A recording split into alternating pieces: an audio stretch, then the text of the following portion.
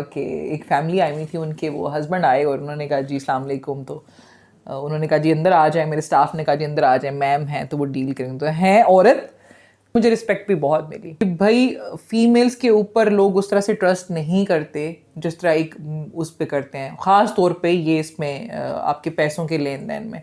ठेकेदारी का तो नहीं सोचा था, लेकिन मुझे इतना ज़रूर पता है कि मेरे अंदर शायद कुछ कहीं ना कहीं जाके ना कोई ठेकेदार ज़रूर छुपा हुआ है। तो मुझे सोचना पड़ेगा कि अगर कोई औरत ठेकेदारी में आती है तो वो अपने बच्चों को क्या बताएगी कि बीइंग अ प्रोफेशन मेरा क्या प्रोफेशन है।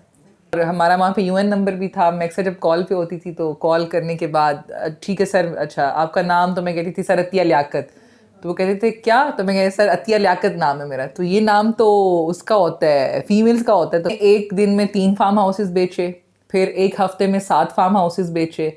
और उसको क्या कह लें कि मुझे लगता है कि नहीं, अब फार्म हाउस बेचना तो बहुत आसान बात है। गाड़ी किस्म की खातून है, इसके साथ हम बात नहीं कर सकते और ये पता नहीं आगे से सर में डंडा उठा के मार देगी।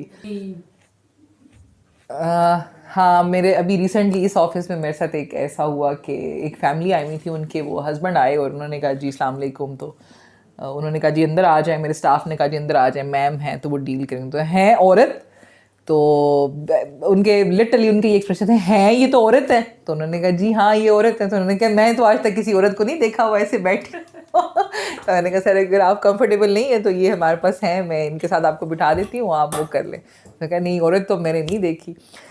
मुझे शायद बहुत सारे लोगों वही कि सबके लिए शायद ये न्यू है कि मैं यहाँ पे बैठी हूँ इस सीट पे और इस बिज़नेस में आके बैठी हूँ, लेकिन मुझे रिस्पेक्ट भी बहुत मिली, मेरी सोच से बहुत ज़्यादा रिस्पेक्ट मिली। मैं मतलब अगर यहाँ पे हूँ तो इस फील्ड में जो भी मेरे पास आ रहा है, मोस्टली ये प्रॉपर्टी ख़वातीन की इसलिए नहीं, अगर आपने परचेज़ भी करना है, इवन आपने परचेज़ भी करना है, घर बनाना आपका डिसीजन होएगा, लेकिन प्रॉपर्टी परचेज़ करना डेफिनेटली आपके हस्बैंड या आपके फादर या आपका भाई वो इसमें आपको हेल्प आउट करेगा। तो मेरे साथ जब कोई आते हैं तो वो उन्होंने मुझे वो किया ना, मेरे उस कॉन्फिडेंस को ज़्यादा स्ट्रॉन्ग किया कि नहीं अगर कोई बंदा आ रहा है तो वो ये नहीं सोच रहा कि ये औरत है और मैं इसके साथ ये बात करूँ या गुफ्तगू करूँ या कुछ भी। तो बेहतरीन तरीके से वो काम हुआ। इवन उसके बाद शायद मेरे कॉन्फिडेंस में और ज़्यादा वो आ गई, और ज़्यादा एनर्जेटिक हो गई मैं कि नहीं ये तो सब झूठ है जो ख़वातीन कहती हैं कि हमारे लिए ये मसला होता है, ये मसला होता है, मर्द ऐसे बोलते हैं, ऐसे देखते हैं, ऐसे करते हैं। तो एज सच मेरे साथ अल्हम्दुलिल्लाह अभी तक कोई। जो सबसे बड़ा मैं अपने जहन में एक वो लेके आई थी, पॉइंट लेके बैठी थी कि भाई फीमेल्स के ऊपर लोग उस तरह से ट्रस्ट नहीं करते जिस तरह एक उस पे करते हैं, ख़ास तौर पे ये इसमें आपके पैसों के लेन देन में। और ये तो फील्ड है ही पैसों की, इसमें तो आप लाखों का नहीं करोड़ों रुपए का वो करते हैं। हमारा एक फार्म हाउस पे मिनिमम भी आप चले जाएं तो 4 करोड़ रुपए से कम में यहाँ पे कुछ नहीं है। तो वो चीज़ मेरे पे थी कि नहीं मैं कैसे किसी को कन्विंस कर सकूँगी। लेकिन मेरे जो वेरी फर्स्ट क्लाइंट थे, हालांकि हमारे मेरे जानने वाले भी थे, तो उन्होंने कहा कि तुम्हें इस फील्ड में कितना टाइम हो गया। तो मैंने कहा जी मुझे तो अभी कोई 2 मंथ्स हुए हैं। तो मैंने कहा कोई भी नहीं कह सकता कि तुम्हें 2 मंथ्स हुए हैं, मतलब तुमने जिस तरह से मुझे कन्विंस किया है और तुमने जिस तरह से मुझे मोल्ड करके यहाँ पे तुम लेके आई हो, तो मैं इमेजिन नहीं कर सकता कि तुम्हें 2 महीने हुए हैं। मेरे एक उस्ताद हैं बहुत अच्छे, ब्रिगेडियर साहब, तो उन्होंने भी मुझे यही कहा। उन्होंने कहा कि जी मैं हैरान हो गया हूँ मैं देख के कि मुझे पता है कि तुम मेरी आंखों के सामने पहले कहाँ थी और क्या कर रही थी और अभी तुम, और मैं खुद हैरान हूँ कि मेरे लिए सरप्राइजिंग है कि तुम इतनी अच्छी ग्रिप के साथ तुम मुझे समझा रही हो। तो जब शागिर्द उस्ताद को समझा रहा होता है तो मेरा ख्याल है वो यही सोच रहे होते हैं। ज़िंदगी में ठेकेदारी का तो नहीं सोचा था, लेकिन मुझे इतना ज़रूर पता है कि मेरे अंदर शायद कुछ कहीं ना कहीं जाके ना कोई ठेकेदार ज़रूर छुपा हुआ है। बिकॉज मेरे अंदर वो आप कंस्ट्रक्शन से रिलेटेड कोई कह ले, या मैंने अपना घर खुद डिज़ाइन किया, खुद बनाया, या उसको मतलब मर्दों वाली खसूसियात मेरे में काफ़ी पाई जाती हैं। इवन ये जो मेरा ऑफिस आप देख रहे हैं ये भी मैंने खुद डिकोर किया है, इसका पूरा इंटीरियर आपको ओवरऑल लुक्स भी इसकी दिखाएंगे, और ये भी सारी मेरी अपनी डिज़ाइनिंग है और अपना इंटीरियर है मेरा। रिसेंटली मेरे बेटे ने मुझे एक दिन वो अर्ली मॉर्निंग उठ के आया, मेरे साथ बेड पे आके मुझे लेट के कहता कि मम्मा, तो मैंने कहा जी। देन ही सेड कि मम्मा आप क्या जॉब करती हैं। तो एक लम्हे के लिए मैंने कहा कि इसको भी मैं क्या बताऊँ, मुझे समझ नहीं आ रही थी उसको मैं किस वर्ड में, मैं डॉक्टर बाय प्रोफेशन तो आप बता सकते हैं कि I am a doctor, I am a engineer, I am a pilot या कुछ।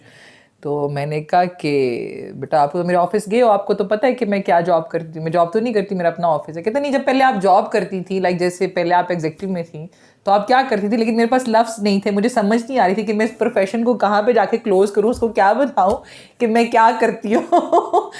तो अब यहाँ पे थोड़ा सा मुझे सोचना पड़ेगा कि अगर कोई औरत ठेकेदारी में आती है तो वो अपने बच्चों को क्या बताएगी कि बीइंग अ प्रोफेशन मेरा क्या प्रोफेशन है। मेरा काम है कि अगर आप मेरे पास आई हैं तो मेरा प्रोडक्ट मेरे पास पड़ा हुआ है, चाहे वो एक क्रीम है, चाहे वो एक बैग है, परफ्यूम है, उसी तरह से मुझे, मेरे लिए ये गुलबाग ग्रीन है।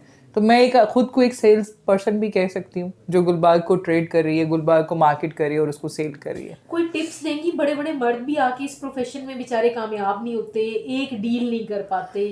What is the key tip? मैं आपको बताऊं, आपका जो मुझे लगता है या जो मैं अपने सारे स्टाफ को बिठा के अक्सर एक चीज़ समझाती हूँ, ये ऐसी फील्ड है कि इसके अंदर बहुत सारा पैसा इन्वॉल्व है और आप किसी को इतना सा भी वो नहीं कर सकते कि आपकी, अगर वो कह रहे हैं ना, एक पॉइंट आपने छोड़ दिया, लाइक आप मुझसे कोई क्वेश्चन कर रही हैं कि अतिया मैं आपके पास 5 करोड़ रुपए लेके आई हूँ और ये 5 करोड़ रुपए मैंने इन्वेस्ट करने हैं और आप मुझे बताएं। मैं आपको बता देती हूँ कि मैम ये ब्लॉक बी का हमारा फार्म हाउस है, आप परचेज़ करने हैं। हो सकता है उससे रिलेटेड आप मेरे से 10 सवाल करेंगी। जहाँ कहीं मैंने आपका वो क्वेश्चन स्किप कर दिया ना, जहाँ कहीं मेरे पास उसका जवाब नहीं होगा, तो आपके पैसे आप समझेंगे कि मैंने रिस्क में डाल दिए। किसी भी सेल्स पर्सन के लिए उसके प्रोडक्ट की नॉलेज होना बहुत ज़रूरी है और फिर उसके बाद आप ओवरऑल उसको कैसे कन्विंस कैसे करते हैं, ये बहुत ज़रूरी चीज़ है। हम अगर सिर्फ ये सोच के बैठ जाएंगे कि हाँ नहीं, सिर्फ ये प्लॉट है और उसको मैंने सेल करना है, उसको सेल करना है, ऑब्वियसली आपकी मेंटेलिटी पे भी डिपेंड करता है कि आप मुझसे क्या चीज़ ले रही हैं, वो भी समझना ज़रूरी है कि आप मुझसे परचेज़ क्या करने आई हैं, आप किस माइंडसेट के साथ आई हैं।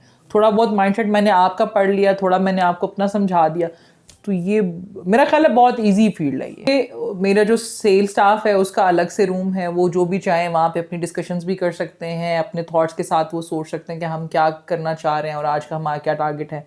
मेरी अगर कोई प्राइवेसीज है, कोई मेरा अपना क्लाइंट है जो बाहर किसी के सामने बैठ के बात नहीं कर सकता या कोई फैमिली के साथ है, तो ऑब्वियसली वो यहाँ पे बैठ के बात कर सकता है। देन फिर हमारा मीटिंग रूम भी है और माहौल वही कि हम लोगों ने, शायद मुझे लगता है कि हमारा फैमिली ओरिएंटेड माहौल है कि अगर कोई फैमिली आती है तो वो फील करती है कि नहीं यार, हम किसी रिलेटिव के ऑफिस में नहीं आए, बिकॉज यहाँ पे शायद वही कि फीमेल वाली वो आती हैं, उनको कोई वाइब्स आती हैं कि हाँ नहीं यहाँ पे कुछ है। कॉर्पोरेट ऑफिस की लुक दी है। लाइक अब हमारा ऐसा हो गया कि हमारे, अगर आप मॉल्स में भी चले जाएं तो शॉप्स बहुत वो हो गई, उनको बहुत वो कर दिया, लाइक आप क्या कह सकते हैं उसको, लग्जरी बना दिया, या आप आउटलेट्स भी कर दिए। तो हम चाहे खुद अपार्टमेंट में रहते हैं, हमारी वो होती है कि नहीं हम फलां शॉप से जाके चीज़ लेंगे बिकॉज वहाँ पे माहौल बहुत अच्छा है या उनका इंटीरियर बहुत अच्छा है। ये चीज़ें बहुत मैटर करती हैं। कॉन्फिडेंस हमेशा इंसान के अंदर होता है और मेरा ख्याल है कि मेरे अंदर इस किस्म की कोई वो नेगेटिविटी नहीं थी कि जिसकी बिना पे मैं अपना कॉन्फिडेंस लूज़ कर सकती। तो मर्द तो हर जगह होते हैं, चाहे आप डॉक्टर होंगी तब भी मर्द होंगे, आप लॉयर होंगी, आप जर्नलिस्ट होंगी तब भी आपके सराउंडिंग मर्द होंगे। मर्द तो हर फील्ड में, लेकिन कुछ फील्ड्स को हमने बहुत वो कर दिया है कि नहीं शायद ये औरत के लिए नहीं है। अब तो देखिए हमारे औरत जहाज़ भी उड़ा रही है, एज अ पायलट भी हैं, कोई ऐसा फील्ड नहीं है, साइंटिस्ट भी वुमेंस हैं। तो कोई, मेरा नहीं ख्याल कि हम सोच सकते हैं कि हम ये कर सकते हैं और ये नहीं कर सकते। और जब मैंने सोचा था तो उस वक्त तो एक एक वो भी नहीं था, एक छोटा सा पॉइंट भी नहीं था कि ये कैसी फील्ड है, कुछ भी नहीं था। बस मैं काम कर रही थी और काम करने के लिए आई थी। पहले मैंने एक ऑफिस ज्वाइन किया, गुलबाग एसोसिएट्स के नाम से वो यहाँ पे ऑफिस था, वहाँ पे मैंने उनको ज्वाइन किया और आफ्टर 16 डेज़ एक डील करने के बाद फिर मुझे लगा कि नहीं, मुझे सोसाइटी ऑफिस जाना चाहिए। फिर मैं यहाँ पे जो एग्जीक्यूटिव ऑफिस है इनका, सेल्स ऑफिस, वहाँ पे चली गई। और लेकिन उसके साथ गई कि नहीं मुझे अपना बिज़नेस स्टार्ट करना है। ऑब्वियसली उसके लिए फिर मुझे वो मेरा लर्निंग प्रोसेस बहुत ज़रूरी था कि मुझे चीज़ों को सीखना था, गुलबाग को सीखना था, प्रॉपर्टी का। जब आप घर से रोटी पकाते हुए आते हैं तो आपको तो नहीं पता होता कि डायमेंशंस क्या हैं और साइजेस क्या हैं और प्लॉट्स क्या होते हैं और सेल्स कैसे की जाती हैं। तो फिर उस पर मैंने 1 साल का वो रखा, टाइम फ्रेम रखा कि नहीं बस 1 साल के बाद इंशाल्लाह फिर मैं अपना बिज़नेस स्टार्ट करूँगी। क्वालिफिकेशन? रोटी पकाने का मैंने इसलिए कहा, मुझे नहीं पता, बाज़ औरतें होती होंगी जो कहती हैं जी नहीं हम उसमें जाएं, प्रोफेशनलिज्म में जाएं और हम कोई काम करें।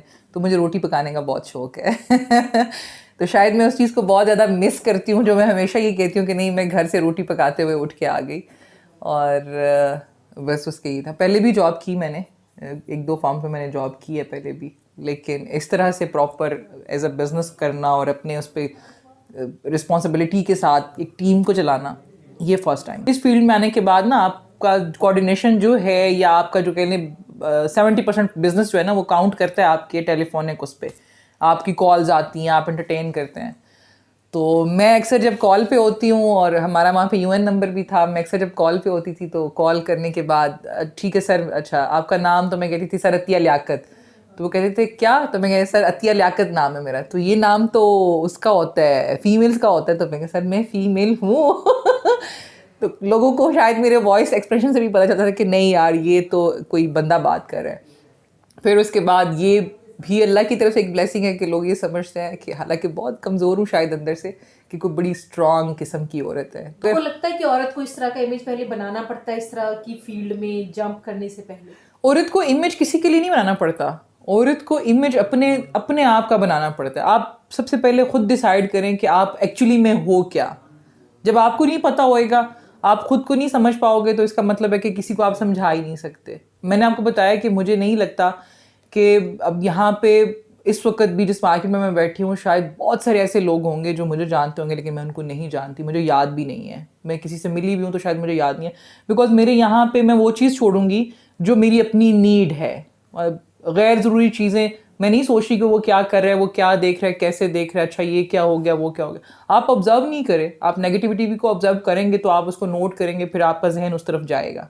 और मुझे पता है कि यार मैं बिज़नेस कर रही हूँ, मैं बिज़नेस के लिए यहाँ पे बैठी हूँ, ये बंदा आ गया, इससे बिज़नेस के लिए बात की और बस दैट शिट ख़त्म हो गया। अच्छा ज़ाहिर है मार्केट में है, मुकाबला तो होता है, आप शदीद वाला मुकाबला। मतलब मैंने अपनी वही कहा कि अब मेरे टारगेट डिफरेंट थे। मैं ये सोचती थी कि मुझे एज अ फीमेल ये चीज़ वो करवानी है, प्रूव करवानी है कि नहीं, कि मैं भी कर सकती हूँ। और अल्हम्दुलिल्लाह कि मैंने बहुत कम टाइम में, मुझे 1 साल 3 महीने हो गए इस फील्ड को ज्वाइन किए हुए, और 1 साल 3 महीने में मैंने 300+ लोगों में अपना एक नाम एक बहुत अच्छी रेपो के साथ मेंटेन किया है। मतलब कि एक होता है कि आपके ऊपर कुछ लेबल या टैग लग जाता है ना, तो उस टैग को फिर आप कोशिश करें कि आप उसको मेंटेन कर सकें। तो मेरे ऊपर वेरी फर्स्ट डे से ये टैग लग गया कि जी ये जो है मतलब फार्म हाउसेस कर रही हैं, और इनके पास मैंने हैट्रिक की, एक दिन में 3 फार्म हाउसेस बेचे।